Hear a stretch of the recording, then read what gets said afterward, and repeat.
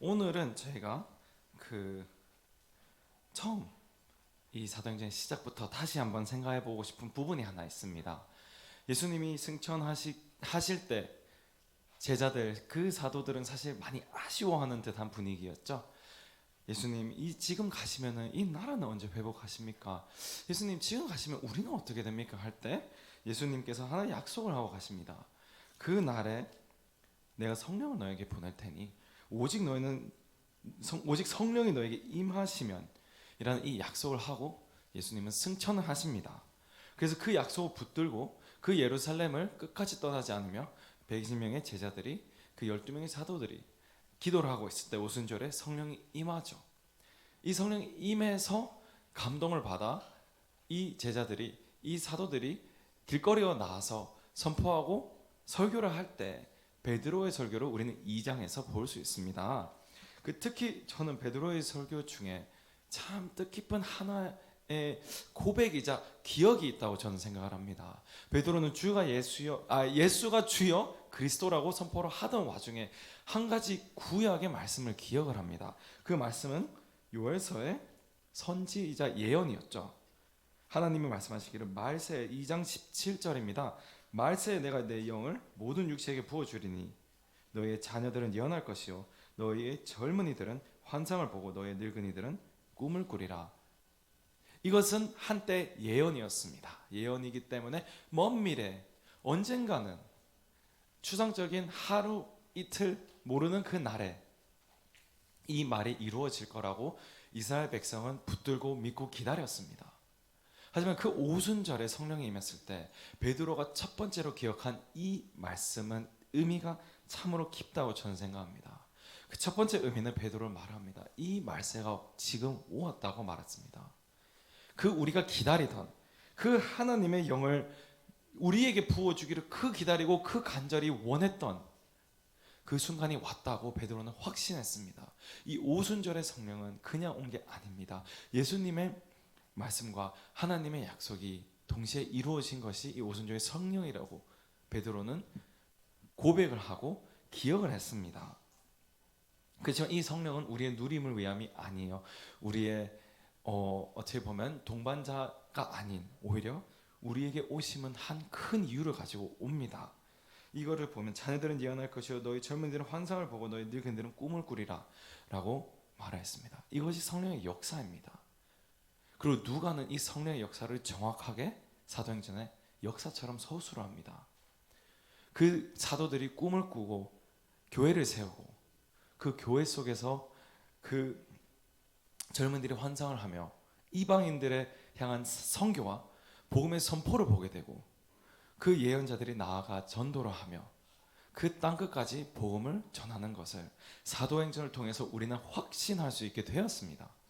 이것은 역사서가 아닌 하나님을 신뢰할 수 있는 근거가 되었습니다. 그러나 이 중요한 한 부분은 이 성령의 역사는 끝이 나지 않았습니다. 2011년인가요? 김성환 목사님께서 우간다에 오셔서 꿈같은 말씀을 선포합니다. 300개의 교회를 우리가 짓겠다고. 그때 많은 간증을 들어보면 김지현 선교사님의 간증이나 가드민 목사님이나 우리 현지 목사님들의 간증을 들으면 다 똑같은 말을 합니다. 믿을 수 없는 꿈이었죠. 저는 그때 13살이었을 겁니다. 제가 통역할 차례가 와서 300교회를 또 선포하시더라고요. 그땐 소문이 나 있었습니다. 조심해라. 목사님이 또 300교회를 하면은 적당히 통역을 해서 넘겨라 라고 하시더라고요. 그래서 저도 딱 얘기를 듣고 300개? 뭐 나는 13살이니까 내가 환갑 때쯤이면 300개는 짓겠구나 라고 생각을 했습니다. 그러나 그 꿈이 다음 한국교회 환상과 같이 화답하여 벌써 이루어진 것을 우리는 보았습니다. 한국의 아름다운 교회 목사님과 여러 성도분들이 그 마음에 사랑이 있고 관심이 있으셔서 정말로 눈물로 기도하시고 그 후원을 하심으로 300개가 아닌 지금 2000개가 넘는 교회들이 우간다에 치어졌습니다. 이건 숫자가 아닙니다.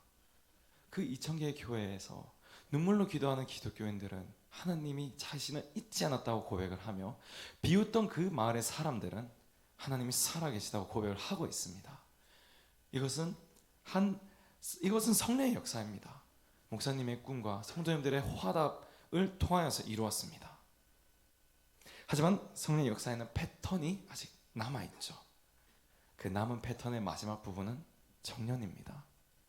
그렇기 때문에 제가 사실 선교사님이 충분히 이틀을 할 수도 있지만 꼭 제가 한 말씀 하고 싶습니다라고 자원을 했습니다. 저희는 청년의 시대가 이제 왔다고 확신하고 있습니다.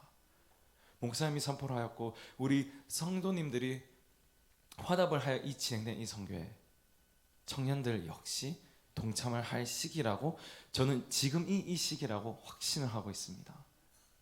왜냐하면 이건 제 느낌도 아니고 제가 원하는 방향이지만 저에게는 성령님의 역사의 패턴입니다. 우리가 그거를 거스를 수는 없습니다. 그래서 저희는 오늘 이 청년들에게도 이 소식을 전하고자 먼 영국에서 밤을 새며 왔고 그 영국에서 사도행전을 수없이 읽었습니다. 이 사도행전이 청년들에게 던지는 메시지는 무엇일까? 바로 여러분의 시대가 왔다는 겁니다. 지금 이 순간입니다. 그 날이 오늘이고 그 성령이 지금 역사하시니 우리 청년들은 무엇을 해야 할까요? 어제 제가 말했듯이 여러분의 역할이 무엇입니까? 사실 그렇게만 던지고 가면 너무 막연하지 않습니까? 하고 싶어도 못하는 분들이 있을 거고 마음은 있어도 당장 못 나가는 분들이 있을 거라고 저는 압니다. 그렇기 때문에 저희는 오늘 하나보다 두 가지의 큰 구체적인 비전을 여러분과 나누고자 오늘 이 자리에 오게 되었습니다. 그 첫 번째는 유니온 비전 미션에서도 청년들을 더욱더 인정하고 청년들에게 더욱더 정확한 방향을 제시할 수 있는 프로그램을 준비 중이라는 것을 알려주고 싶어 왔습니다. 지금까지 저희 청년들이 참 많은 섬김을 하고 참 많은 희생을 한 것을 저희는 가까이서 보았습니다. 와서 설거지면 설거지, 방청소면 방청소, 목사님들을 물신양면 지원해 주시고 자기의 잠을 줄여서라도 목사님의 구두를 닦던 청년들도 있었고 안 되는 영어라도 어떻게든 헌신해서 통역을 하던 청년들도 보았습니다. 그 청년들이 정말로 있었기에 그 단기 하나하나가 하나님의 영광을 누렸고 하나님의 은혜를 나누었습니다. 하지만 지금까지는 그 청년들이 그저 돕는 사람들, 그저 청년이니까 그 정도는 도와야지, 어린 친구들이니까 그 정도는 섬겨야지라고 생각을 했지만 이제부터는 저희가 완전히 방향을 바꾸기로 작정을 한 바 있습니다. 그래서 우리 청년들에게도 여러분들이 주동적으로 할 수 있다는 것을 가르쳐주고 싶고 여러분들의 그 작은 섬김이 귀천이 없는 섬김이란 것을 나누고 싶습니다. 그 한 번의 설거지 같지만 그 설거지가 있었기에 목사님들이 식사를 하셨고 여러분이 그 자리에 있었기 때문에 그 현지인들을 여러분의 오심을 보고 감동하고 은혜를 받았습니다. 여러분이 손 한번 잡아준 그 청년들은 아직도 여러분들을 기억하고 여러분들이 어렵지만 통역을 하겠다고 그 나설 때 여러분의 입술을 통하여서 하나님의 말씀을 선포되었습니다. 그거를 우리가 쉽게 생각하면 안 된다는 것을 유니온 비전 미션 역시 인지를 하게 되었습니다. 왜? 이것은 성령님의 역사이자 이것은 성령님의 역사에 필수 있어야 하는 패턴이기 때문입니다. 그리하여 이 말씀을 전해주고 싶습니다. 저희가 내년 여름에 8월 달 초에 참 많은 한국 교회들의 사랑과 많은 한국 교회들의 기도의 눈물의 결실을 참 크게 맺게 되었습니다. 그 허허벌판에 모두 같은 말씀을 하시더라고요. 그 허허벌판에 땅 파고 삽하면서 기도하던 시절이 엊그제 같은데 대학교가 지어지고 3,000명 수용 교회가 지어졌고 초등학교가 지어졌고 DTS 센터가 지어졌습니다. 그 시절 제가 영국에서 공부를 하면서 자주 들어가지 못했지만 저는 깜짝 놀랐습니다. 처음에 신학교를 짓는다길래 300교회를 벌써 지었더니 내가 환갑까지 또 신학교를 지어야겠구나 라고 생각을 했는데 벌써 지어졌습니다. 그리고 개인적으로 저는 이렇게 말씀드리고 싶습니다. 저한테 너무나도 큰 선물이었습니다. 저를 보시면은 저는 아버지와 굉장히 다릅니다. 불같이 앞에서 설교를 하는 사람은 아닙니다. 저는 오히려 소심하고 공부하는 것을 좋아하고 소골을 좋아합니다.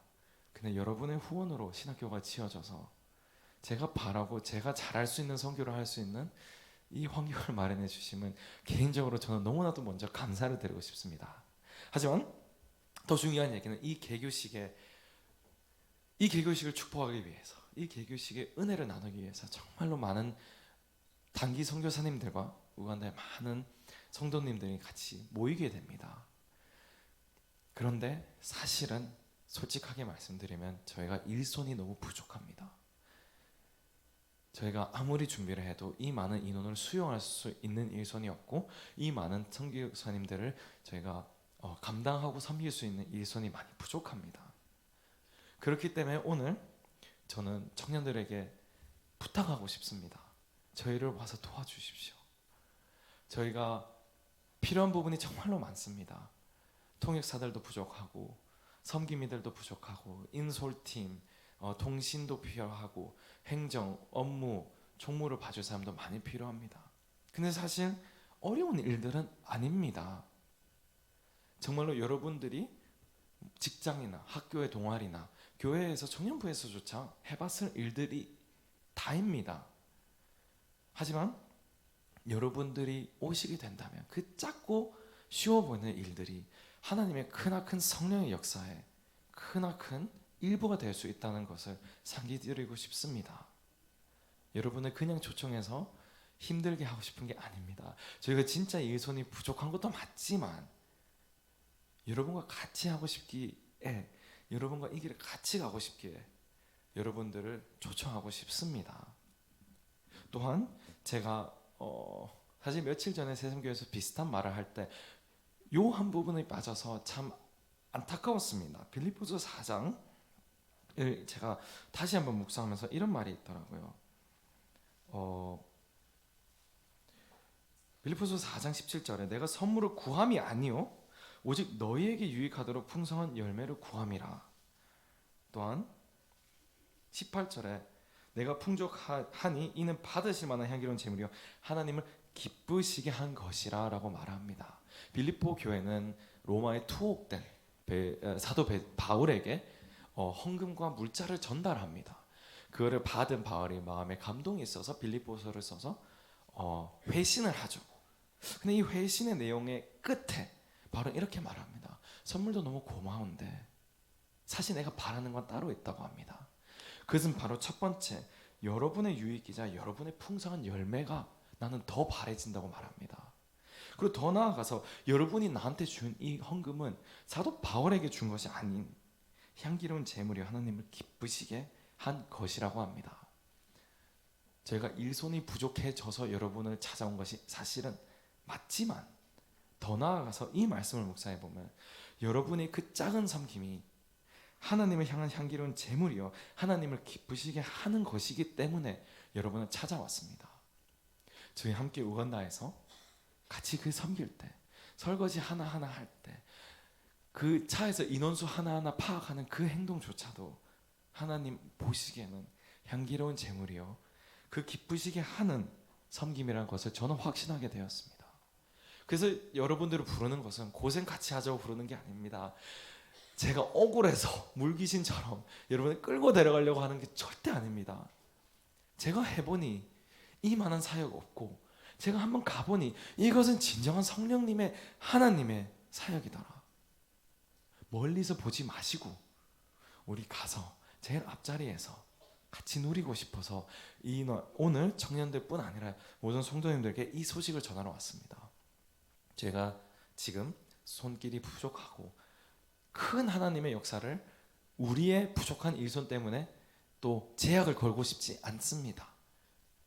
하지만 하나님이 그리하여 오늘 이 아름다운 교회에 이 시간을 마련해 주신 게 아닌가라고 생각을 하며 여러분께 말씀을 드립니다. 또한 저희 유니온 비전 미션 역시 계속해서 우리 청년들을 격려하고 인정해 주기 위해서 내부적으로 많은 지원을 준비하고 있습니다. 제가 지금 오늘 공식적으로 말씀드릴 게 많이는 없지만 승인이 나는 대로 더 많은 공지를 하기를 원합니다. 이 지원은 그냥 인간적인 격려도 있죠. 여러분들이 수고를 하시니까. 조금 더 나아가면 사실 제 마음은 선교의 접근성을 최대한 낮추고 싶습니다. 그냥 돈 있는 사람들이 가는 거지.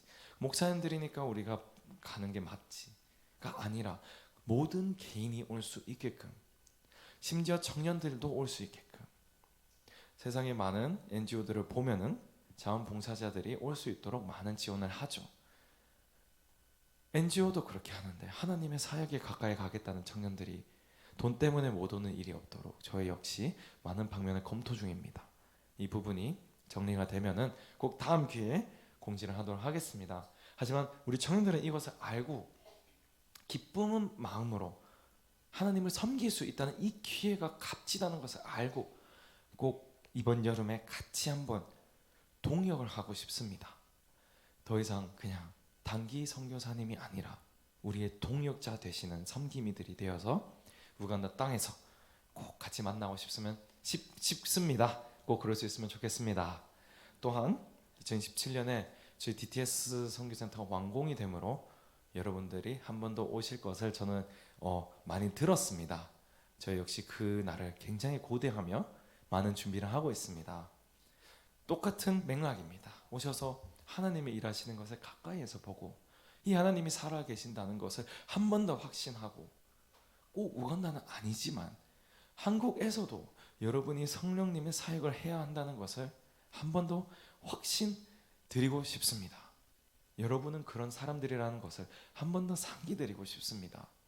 그 날이 오늘이란 것을 한 번 더 우리가 기억해야 한다고 저는 생각합니다. 그래서 2027년에도 오실 수 있다면 오셔서 제가 많은 말씀과 많은 경험과 많은 기회들을 준비하겠습니다. 기쁜 마음으로 오셔서 하나님을 보고 하나님을 같이 찬양하며 이 순례의 길을 끝까지 같이 갔으면 좋겠습니다. 저는 항상 이 길이 좁은 길이라고 들었습니다. 그래서 나 혼자 가는 길이구나, 나라도 가야겠다 라는 참 편협한 시선을 가지고 있었습니다. 근데 작년 여름부터 올해 여름 청년들을 보면서 정말 새롭게 깨달았습니다. 하나님이 준비한 청년은 많은데 내가 이 편협한 시선으로 청년이니까 안 돼, 영어 안 되니까 안 돼, 늘 이렇게 생각했던 것을 저희 역시 고치며 동역자를 찾게 되었습니다. 이 기회를 같이 잡아 같이 성장하며 같이 하나님 나라에 가는 그날까지 가기를 원합니다. 그래서 오늘 이 말씀이자 공지를 마치면서 제가 시간이 조금 있어서 한 가지의 최근에 들었던 내용을 나누고 싶습니다. 또 특히 오늘 사도행전이 19장 20장까지 갔기 때문에 이 내용이 적합하다고 생각이 되었습니다. 5주 전에 제가 런던에서 이제 학기가 끝나가면서 목회자 훈련 목회자 훈련 신학교에서 이제 학기 말 강의를 듣고 있었습니다. 그때 강사 목사님이 나오셔서 로마서였을 겁니다. 로마서를 약간 정리를 해주시면서 이런 두 가지 질문을 던진 게 기억이 납니다. 자, 첫 번째 질문 조금 간단하죠. 로마서에는 많은 내용이 담겨 있지만 스페인이라는 참 유니크한 비전이 있습니다. 그래서 물어보죠. 왜 바울은 스페인을 가고 싶어 했을까? 사실 그 내용은 사도행전을 보면 좀 쉽습니다. 당시 유대인들과 당시 유럽 사람들에게는 스페인이 세상의 끝이었습니다. 땅 끝까지 가려면 스페인까지 가는 게 맞습니다. 그래서 대답을 저희는 했죠. 땅 끝이니까 스페인을 간다. 근데 저도 참 충격적인 질문을 하더라고요. 왜 로마 교회에게 스페인을 얘기할까? 자, 오늘 사도행전을 보시면 알다시피 로마 교회는 사실 이렇게 시작합시다. 로마서를 쓸 때 바울은 로마 교회에 가본 적이 없는 상황에서 로마서를 씁니다. 그 로마서를 일종의 자기의 소개이자 자신의 사역의 신념을, 자신의 믿음의 신앙을 전부 기록해서 로마서한테 미리 보냅니다. 근데 참 특이한 것은 사도행전에서조차 제 기억이 맞다면 스페인 얘기가 거의 안 나옵니다. 근데 로마 교회에게는 분명히 사도행전 안에서 일어난 서신인데도 로마 교회에게만 스페인이라는 비전을 던집니다. 그래서 물어보시더라고요. 강사 목사님, 왜 로마서에만 스페인이 등장을 하느냐? 왜 로마 교회에게 스페인이라는 비전을 던졌을까? 이거 말문이 막히더라고요. 저희도 그래도 나름 공부한 사람들인데 저는 가는 길이니까 지리사의 특성을 보면 이제 유대에서 시작해서 그리스를 넘어가서 로마를 가면 이제 뭐 계속 서진을 하고 있지 않습니까? 그래서 그러면 이제 스페인으로 가는 게 맞나 보다라고 생각을 했는데 강사님의 답을 듣고 저는 생각이 굉장히 놀랐습니다. 자, 로마 제국에는 3대 도시가 있습니다. 뭐 한국에 비교를 하자면 서울, 부산 다음에 뭐가 있을까요? 뭐 서울, 부산 다음에 뭐 광주 뭐 이렇게 하면 되겠나요? 한국에 2대 도시가 있다면 로마 제국에는 3대 도시가 있었습니다. 그 3대 도시는 첫 번째 제국의 중심이자 제국의 수도였던 로마였습니다. 그리고 동방 헬라 언어권의 2대 도시가 알렉산드리아가 있습니다. 알렉산드리아는 지성인들의 도시이자 문화적 센터라고 봅니다. 자, 그리고 마지막에 남은 이 한 도시는 정치이자 외교적인 수도였습니다. 이 도시가 어떤 도시인지 여러분은 가늠이 가십니까? 이 도시가 안디옥이었습니다. 우리는 안디옥이라고 생각할 때 어떤 생각을 할까요? 라고 강사님이 말씀을 하더라고요. 그래서 솔직히 아무 생각 안 합니다 라고 저는 생각을 했습니다. 그죠? 안디옥은 그냥 지명이고 그러려니 했는데 서울, 인천 같은 중요한 헬라권의 도시였습니다. 이 큰 도시의 이 안디옥 교회에서 두 사람을 파송을 하죠. 어디로 파송을 하냐? 헬라 언어권으로 파송을 합니다. 이 두 사람은 헬라 언어권의 중심된 수도로 나와서 헬라 언어권에서 선교를 하고 복음을 전파하니 오늘 사도행전은 뭐라고 말합니다. 뭐라고 하죠? 에베소에 가서 보아하니 하나님의 말씀이 세력을 얻고 흥행을 했다고 합니다. 그것을 보아하니 바울이 로마도 보아야 한다고 말을 하죠. 그러면서 로마 교회에게 스페인이라는 참 특이한 비전을 던진 이유가 똑같다고 강사 목사님이 설명한 것이 저는 기억이 납니다. 헬라권의 수도에서 나온 선교사들이 헬라 언어권의 복음을 전파했습니다. 자, 똑같은 개념으로 서구 유럽 라틴어권 로마 제국의 수도인 로마에게 바울은 비전을 제시했습니다. 너희를 통해서 우리는 라틴어권에서도 하나님의 말씀이 세력을 얻고 흥행하는 것을 보겠다는 겁니다. 그냥 로마가 도시의 중심이니까, 그냥 로마가 가는 길이니까가 아니었던 겁니다. 안디옥 출신들이 서울 출신이 경기도를 지배하고 나서 서울 출신들이 경기도에서 말씀의 선포가 세력을 얻고 흥행하는 것을 보고 나니 내가 부산으로 가서 부산의 교회와 경상도에서 똑같은 사역을 해내리라 라는 그 믿음이 있었고 그 확신이 있었기에 로마 교회에게 스페인을 던집니다. 이것이 바울의 선교관입니다. 이 얘기를 제가 오늘 왜 나누고 싶었을까요? 오늘 우리 우간다 선교를 위해서 우리에게 로마 교회가 필요합니다. 우리와 함께 이 나라에서, 이 아프리카에서 하나님의 말씀이 세력을 얻고 흥행하는 것을 보고 싶어하는 교회가 필요합니다. 저희 선교사들은 목숨을 걸고 확신한 상태입니다.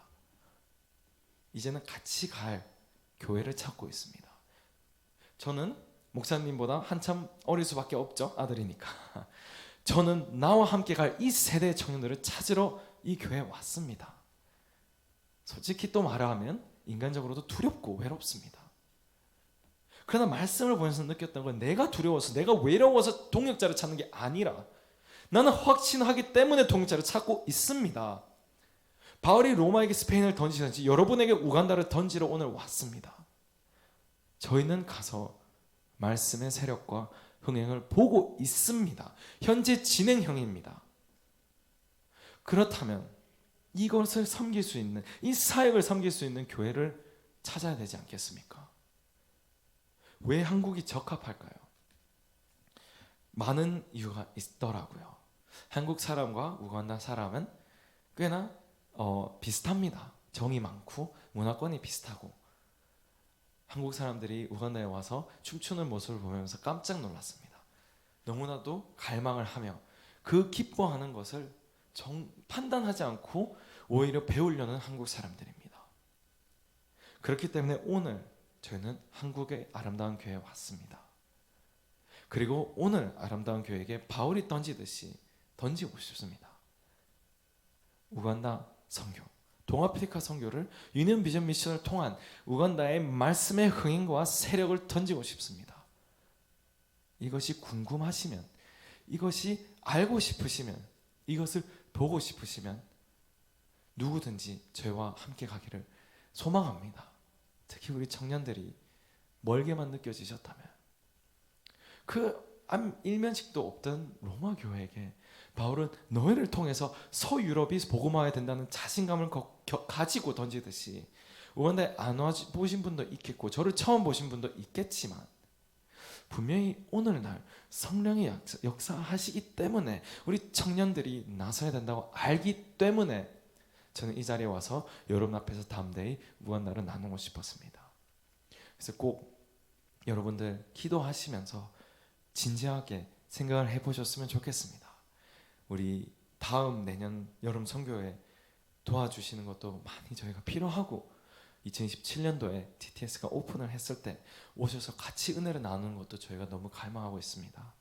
많은 기도와 많은 생각을 하시고 지원을 하고 싶으시다면, 내가 조금이라도 도움이 될 수 있다면 해보고 싶으시다면, 혹은 깡으로 에라 모르겠다 한번 해보자 라는 그런 깡이 있으시다면 꼭 유니온 비전 미션의 간사님, 특히 이나영 간사님께 말씀을 해주시면은 저희가 나중에 명단을 받아서, 이제는 또 맨땅에 헤딩 같은 식으로 일을 하지는 않습니다.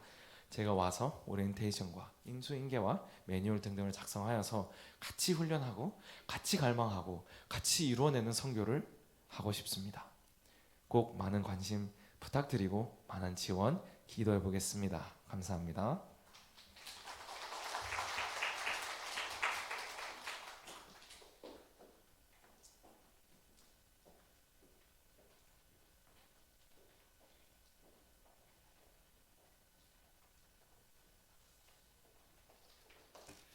여러분, 이렇게 내년에 있을